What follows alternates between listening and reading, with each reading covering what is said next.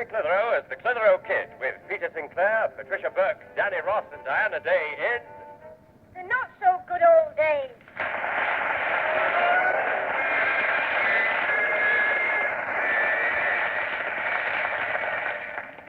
Oh, well, thank you, Alfie. This has really made my day. Thank you very much. You're welcome, Mrs. Clitheroe. Only I knew The Good Old Days was your favourite teleprogram, so when my uncle told me about having extra tickets, I said, save 2 for Susan's mum and granddad, my girlfriend. No, not the granddad, my girlfriend. Susan, he said, I'll bring them all, Alfie. No, not all, Alfie, my name the wrong way around, Alfie all. All the spare tickets, he'll be coming round soon. You mean he's still unconscious after talking to you? Will you and Alfie be going to Leeds to see the show, Susan? Oh, yes, if there's enough tickets. How many did you say there were, Alfie? Well, I'm not sure whether it was 6 or half a dozen. About. Anyway, he'll be here in a minute, my uncle. He only lives a few streets away. You might know him from his uniform. Why?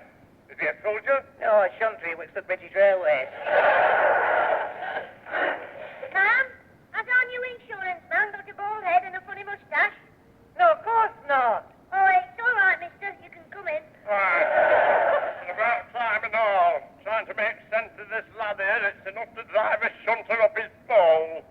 Oh, Mrs. Clitheroe, this is Mr. Ben, my uncle, the Battersea. No, the other way around. This is Mrs. Battersea, Uncle Ben. Clitheroe, I mean. No, not Ben Clitheroe. Oh, it's off again. Alfie, why don't you think before you speak? Because if he did, he'd never have anything to say. Alfie's been telling us about the good old days, Mr. Battersby. What does he know about them? Too young to remember? Oh, yes, of course. Barney Coleman's telly program. Yes, Mum. Alfie's uncle told me all about it outside. That's true. Anyway, I could get him to let me in. You are naughty, Jimmy. You say the show's next week, Mr. Battersby. That's right, and a right good show it'll be and all. I don't know who's in it, mind, but it'll all be in the Radio Times this weekend. You take the Radio Times. We take anything as long as it's wrapped round some fish and chips. Hey, Joro, how many tickets have you brought, Uncle? 6. Look, Mum, I've got them here. What? Oh, Mother, take them off him while he's still got them. You know how good he is at losing things. I'm not that good. I've been trying to lose you for years. Oh, you be cheeky. That's all right. He can give them to me and I'll look after them. Well, thanks for calling, Uncle Ben. No, for calling Uncle Ben. For calling Uncle Ben. Thank you very much, Mr. Battersby. Oh, you're welcome. Before I forget, I'm afraid you'll have to make your own way there. Oh, you mean to the theatre, the City Palace in Leeds? That's right. There would have been 6 for you in the motor coach, but when these 6 people cried off, we booked a minibus to save money. Oh, we'll make our own arrangements for getting there. What? We're going to look daft. 5 of us on Alfie's motorbike. Be quiet, you. Mr. Battersby, are you going on the coach? Why? Why do you ask? Well, with you working on the railway, I thought you might be going by train. Not likely. I want to get there on time. Cheerio, everybody. Cheerio. I know. Cheerio, Uncle Batty. You Benny. I've just been thinking we've got 1 ticket going spare. And I've just been thinking, aren't we supposed to wear old-fashioned costumes for the show? Oh, are you? Where we can hire those? Still, I think I know what Father means. The cost of hiring the costumes, plus the cost of travelling there, it might be too expensive, just for 1 night out. Wait a minute. I've got it. Grandad, is there a bar there? I believe so. Then I know somebody who'll take us for nothing. Mr. Higginbottom in his taxi. Oh, we have got a spare ticket he could have. Oh, well, it's worth a try. I'll have a word with Piggy Pat. Oh, yes, I'd love to go. Do you know, I was reading only the other day, there's a 2-year waiting list for tickets for the good old days. So just you see that ours don't get lost, Alfie. Don't worry, Mrs. Clitheroe. Just leave the tickets to me. I'll see they don't get lost. Hello? Hello, good yard. Mr. Uncle Battersby, please. Oh, it is you. You are? I'm at the fish train on the down line. Yes, you're Alfie Codshead. Yes, I'm Alfie Codshead. No, not you, Uncle Ben. Listen, you know them 6 tickets you gave me this morning for the good old days? Well, I've lost them. Oh, Uncle, mind your language. Look, Uncle, can you suggest what I should do? Yeah, well, I mean, apart from that. Yes. Yes. Yes. No. Yes. Yes. Right. Sit down, Uncle. Oh, honestly, I'm a fool. Yes. Hey, sure off. Now, why didn't I think of that? The answer's dead simple. Right, you. Yes. You see, I'll talk to you in a minute. My uncle said there's bound to be seats at the show for all the tickets that were issued, so when they get there in the course, they'll tell the commissioner about us. Why? What have we done? Nothing. No, they'll tell them about us losing the tickets. When everybody else has gone in, there'll still be 6 empty seats, so we can have them, even though we haven't got the tickets. He said I could have thought of that myself if I'd been using my brains. Hey, I'm glad he didn't ask me how I lost them. Perhaps you never had them in the first place. Are you sure you were born with them? Born with them? I was given them by my uncle. Bet that ticket's got me brains. And it was all your fault we lost them. It wasn't. I just took them out of your pocket so I could count them. Yeah, well, we were doing 40 miles an hour on my motorbike. No wonder the wind blew them away and we couldn't find them. Yeah, well, don't say anything to me, Grandad, and he won't be able to find your teeth. Oh, I'm not going to say anything. I'll just pretend I've got the tickets. Well, once they're there, it'll be all right. Hey, we'd better buy a copy of the Radio Times and check when it's on.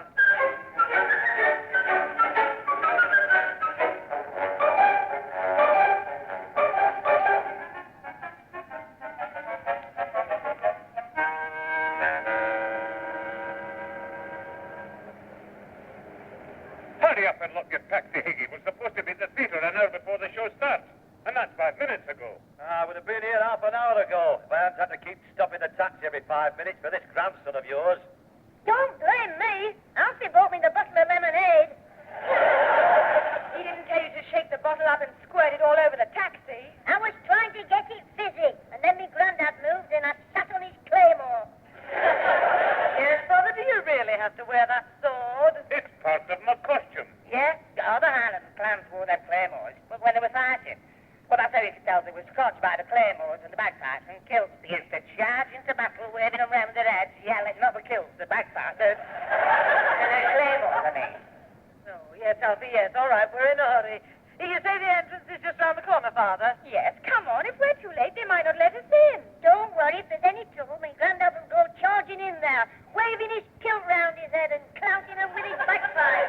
All right, that's enough from you. Quite right. You're supposed to be a page boy. Why don't you go and deliver a message to somebody in Australia? Why? Have you got some relations hopping about over there? Living there, I mean. Pete, would you let me that claymore for a minute? No, come on. Let's get into the theatre. It's cold in these thin costumes. Yes, you must be feeling the draft, Mr. Higginbottom. In them knee breeches. What are you supposed to be, a ballet dancer? I'm a coachman. You remember that like in Cinderella when they made the coach out of a pumpkin and the horses out of white mice? They had a coachman who drove it like Mr. Higginbottom. Oh, yes, he was a rat. I'll give you such a belt in a minute. They made him out of a rat with magic. The fairy godmother, I mean. So it wasn't my fault, Grandad. It was Alfie. Get to bed. I won't tell you again. I wouldn't send him to bed. I'd knock him to sleep here. And I'd use Alfie to hit him with. Look, Father, we've had it all the way home. Can we let it drop? Yes, we're all fed up at not seeing the show, but talking won't help. Yeah, look, I've said I'm sorry, Mr. Sinclair. But my uncle said it didn't matter about the tickets, so that's why I didn't tell you, because I thought we'd be all right when we got there and I couldn't lose my teeth. Yeah, you wouldn't knock them out. You said they'd be cross to me. Yes, he said it would be all right, and he looked in the Radio Times and said, it's on a Wednesday night, Jimmy, at 9:05. So if we're there at 8:05 on Wednesday night, we're laughing. And we've cried all the way home. I didn't know they recorded the show on a Sunday. Turning up 3 days late. No wonder the fella at the pay box thought we were all crackers. Not all of us. He was only talking to you and me, Grandad. Get up and get to bed. It's 10:30. Is he really? Doesn't time fly when you're enjoying yourself?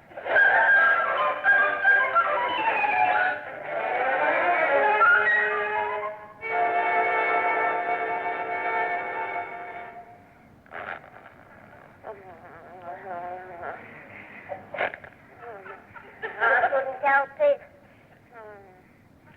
Not my fault. The good old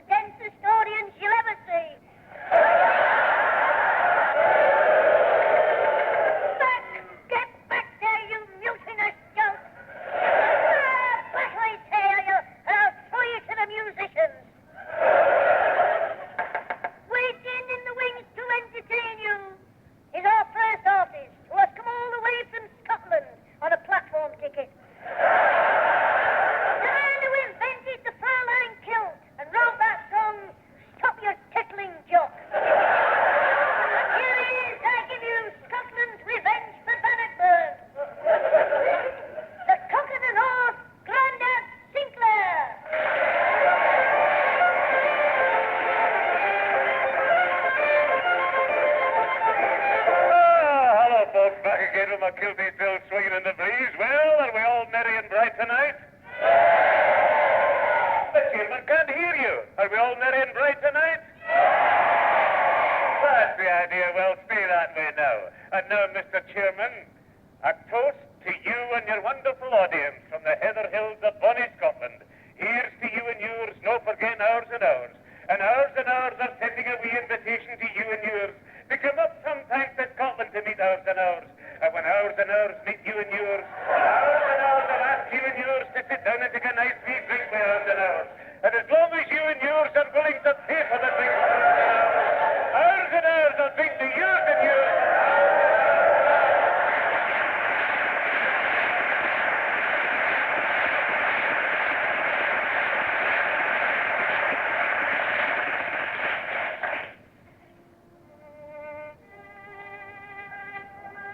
A little ode to a lonely Scottish soldier. A Scottish lad was lying in a hospital out east. The doctor came and saw him. He said, "I'm sorry, Jock. Your chances are the least. I've one request," the Scottish said, "before I pass away. If only just once again I could hear the Scottish bagpipes play." The town was searched, a piper found, and brought without delay.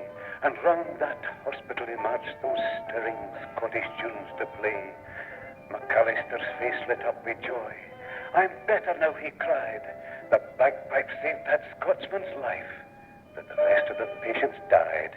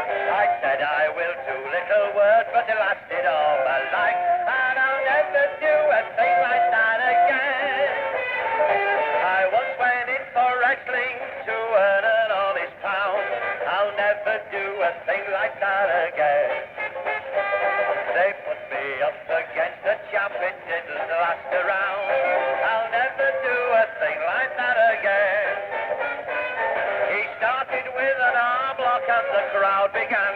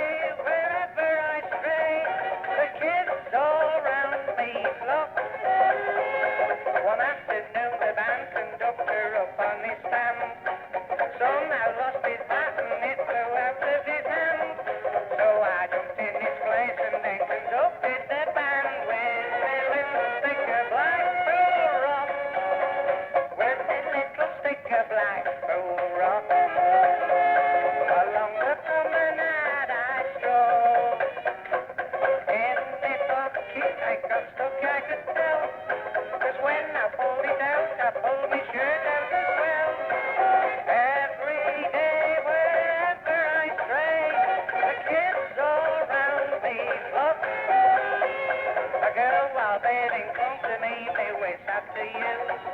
She cried, I'm drowning, and to save me you can't refuse. I said, well, if you drown in, then I don't want to lose me little stick of black hurrah.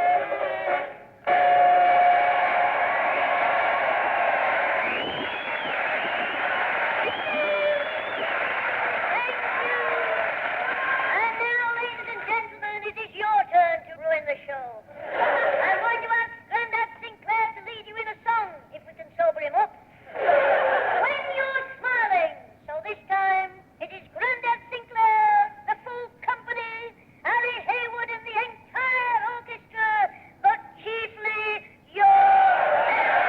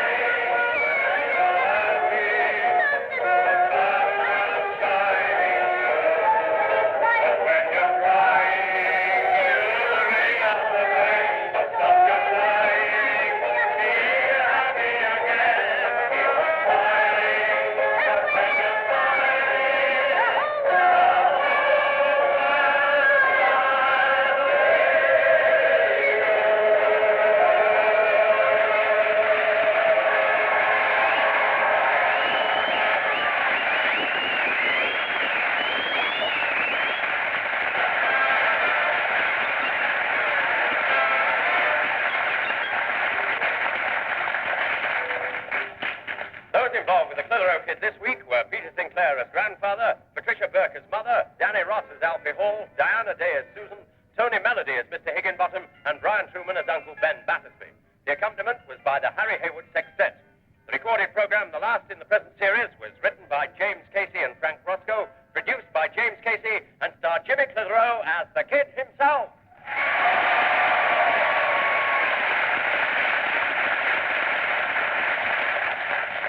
Oh, what a dream. I never knew they had it in them. Mind, I'm glad it's out. I'll tell you one thing I'm not glad about, though. This is the last program of the series. Hope you've enjoyed it. We have.